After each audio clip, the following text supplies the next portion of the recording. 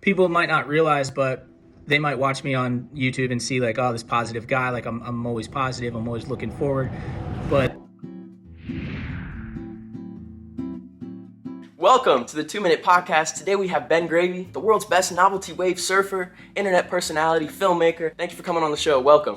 yeah, dude, thanks for having me. Stoking. First of all, how are you doing, man? Recently broke your collarbone surfing, had to get surgery to fix it. How are you feeling about it all? It's gotta be a lot to process. Yeah, good. The beginning was really stressful. I thought that I was going to kill my career. But it's been a journey. It was a lot of physical pain, but mostly mental pain. I had to cancel like dozens of things. But now I'm, almost 2 weeks out of surgery, feeling pretty good. Like I'm not in any pain. I can lift my arm a good amount. I can kind of use my hand. Now I'm stoked because I'm healing. I'm looking towards the future. Yeah, all positive, all good things. Good. That's what I love about your content, man. I love your positive energy. I love your positive attitude. I love how you always talk about keeping it moving forward and progress and, seeing the good perspective with things. I think your fans really like that a lot. Trying to focus on the positive. What has been your favorite thing about this whole situation? To be honest, it's been really nice to be at home, and I've been spending a ton of time with my family, a ton of time with my wife's family. We're fostering a puppy. His name's Dennis.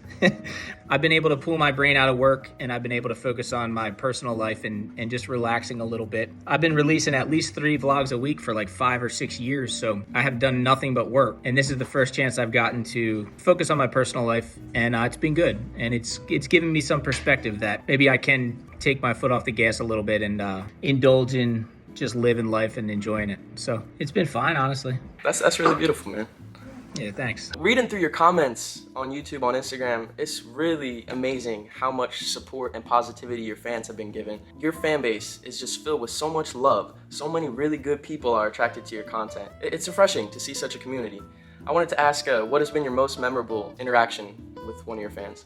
I've had a lot of really amazing moments just meeting fans and talking to different people around the world. One guy approached me in Virginia Beach. He informed me that I kind of changed his negative perspective, and he was in a place where he was considering taking his life. He found my content and it changed his entire perspective on reality, and he started seeing that small things matter, his life matters. There is a reason to keep moving forward. So when he told me that, it brought me to tears. There's been a lot of moments like that have been really powerful for me, and people might not realize, but they might watch me on YouTube and see like, oh, this positive guy, like I'm always positive, I'm always looking forward. But it's gotten to the point now where people coming up to me and telling me how I've helped them actually helps me. Now it's like we're giving back to each other, and it's become a really special thing. Yeah, it's amazing, man. That is a beautiful thing. So probably the most recognizable part of the Ben Gravy brand, the classic surf rock pineapple, seen on the bottom of boards everywhere, on bumper stickers, street signs. What is the origin story of actually how the pineapple was created? 2016, had a company reach out to me. It was called Matunas, and they make candles and they make surf wax. And they asked me if I'd consider doing a signature candle. And at this point in time, I had never done any other merch. I did a bunch of research and I looked up the most popular type of candle, and it was a coconut surf wax candle. And I was like, well, what can compete with coconut? And I came up with the idea of pineapple, and I was like, pineapples are just as cool as coconuts. I told my wife, Jordan, about it. I was like, I want to make a cool logo that's like a punk rock pineapple. And she actually drew the pineapple with a lead pencil. She drew the stalk, then the glasses, then the face, and I put each of those pieces into Photoshop, and we put it together and we created the logo, and somehow it ended up being that cool. It started out on a candle, but then everyone wanted it on sweatshirts, t-shirts, hats, and then it eventually became a surfboard, and then it eventually became my brand. And it's cool too, because later we discovered that the pineapple, it's like a symbol for hospitality and kindness, so it worked out. That's so perfect. I didn't know Jordan drew it. That's really cool. She did. You are like the novelty wave king. God has graced you with the ability to find a surfable wave just about anywhere.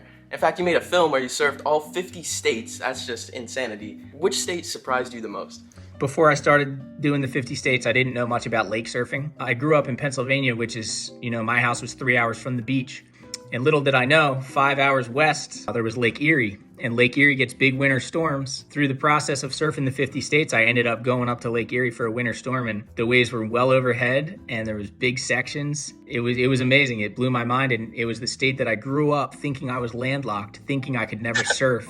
And I ended up scoring overhead waves there, and it was a crazy experience. It was really special to me. I wanted to ask you about surfing those giant waves in Hawaii with Jamie O'Brien. How absolutely crazy was the feeling flying down that face? Because I was like 40, 50 foot faces that day. For me, like when I started getting into big waves, that was the point when I really learned like what I'm doing is like serious. Like this is, I'm graduating into another level of like athleticism or fear or adrenaline, whatever it is. I realized that you have to disconnect from your mind or you will scare yourself to the point where you're not able to do it. When you get over that point of fear, you get to the point where you're dropping down the face of the wave, and it's actually the most freeing feeling ever.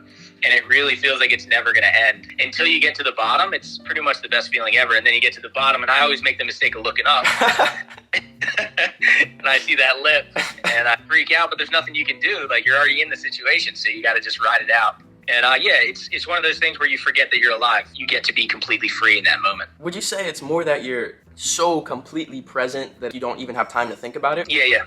I think what we do is like, you think about the past, all the mistakes you made, how they affect your life on the daily. You think about the future, what's going to go wrong. We're never just thinking about the present, and it's really hard to get there. And that's one of the things that I've focused on doing in my life. And big wave surfing is scary, but it's only scary if you're thinking about the future. It's not scary if you're just living in the moment that you're in. Second by second. Yeah. When I say disconnected, I mean you're so present in the moment that you're there. That's kind of, I think, where we're all trying to get. Oh yeah. Oh yeah. All right. Wrapping it up here. The last question. Be careful how you answer this one. It might get you canceled. What is the GOAT cheesesteak spot in South Jersey? Here's the problem. I don't eat cheesesteaks. I've only had one cheesesteak in the past 18 years of my life, and it was from Pat's. No. Yeah. No. I'm not going to accept that answer. What? Dude, well, I was vegetarian for almost 18 years, and I was vegan for some of that too. But I just started eating meat this year, so I'm going to have to get back to you on that. Okay. All right.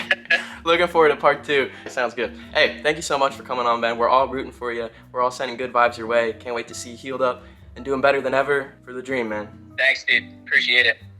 All right, ladies and gentlemen, keep tuning in to the 2 Minute Podcast because this thing is fully nuking and it's for the dream. Yeah.